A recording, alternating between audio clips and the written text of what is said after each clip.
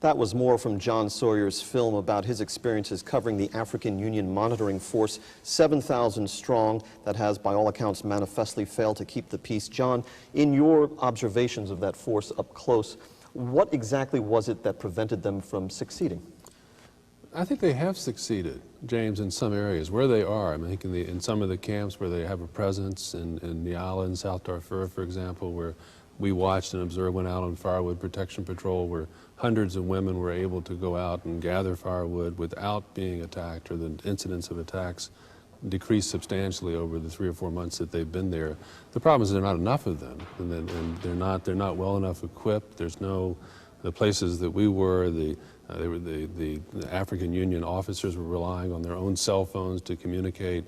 The helicopters were contract pilots, the people flying them. They didn't work on weekends, so that if there were incidents, you couldn't respond to them.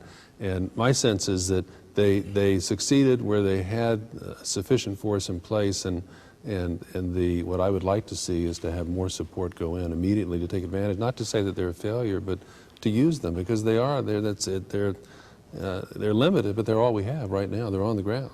Michael Ranneberger, is it the view of the U.S. government that whatever other international forces might be sent into the region, and we'll get to that in some depth later in this program, that the African Union force should stay, or that it should be relieved of its duties?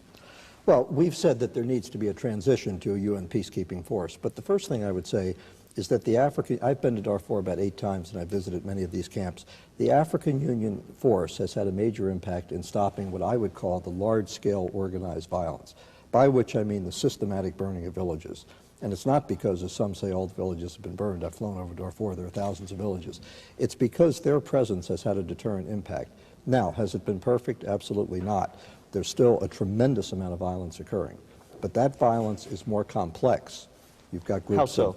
Well, you've got groups of Janjaweed militias, clearly, but you also have a lot of rebel activity, more than there was, frankly, previously. You've also got bandit groups, you've got sort of undisciplined government military. So it's a very complex situation, and frankly, the African Union assets are stretched in trying to deal with that. So one of our objectives is, in fact, to intensify support for the African Union mission, try to strengthen it so it can deal with the situation until the UN can get on the ground. Has the United States supplied money or logistics to the African Union peacekeeping force? We've so far supplied about $220 million in assistance. We've got another $123 million request on the Hill in a supplemental that's pending. And what country is next behind the United States in terms of support and funding for that AU force?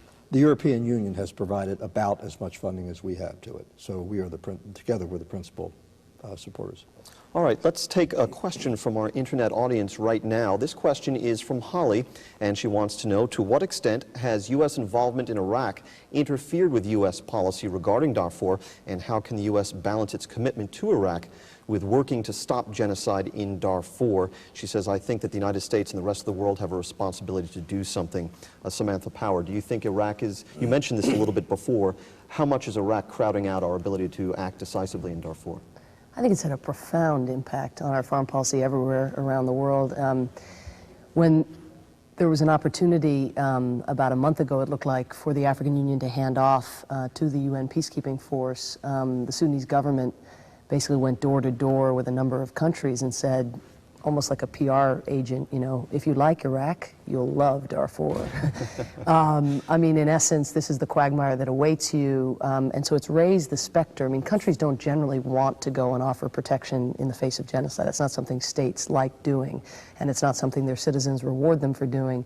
So when you can create yet another disincentive, I think that really hurts. And also, people have, around the world, I think quite unfairly actually, have heard the U.S. government's claims about genocide in Sudan as just part of an anti-Islamic, larger agenda about crusade, sort of if you will. A crusade about sort of whacking, Arab governments or Islamic governments. And so its diplomacy, I think, has been greeted with a certain skepticism, and its claim to moral legitimacy and to be upholding international law is obviously greatly weakened by the decisions it made in the run-up to the war in Iraq. So it's been a real problem. But again, if there were a community of countries other than the United States who were really concerned, you would probably see some of that melting away. And the kind of domestic movement we have in this country pressuring the U.S. government to do more, which I think has paid dividends, isn't actually evident in the rest of the world.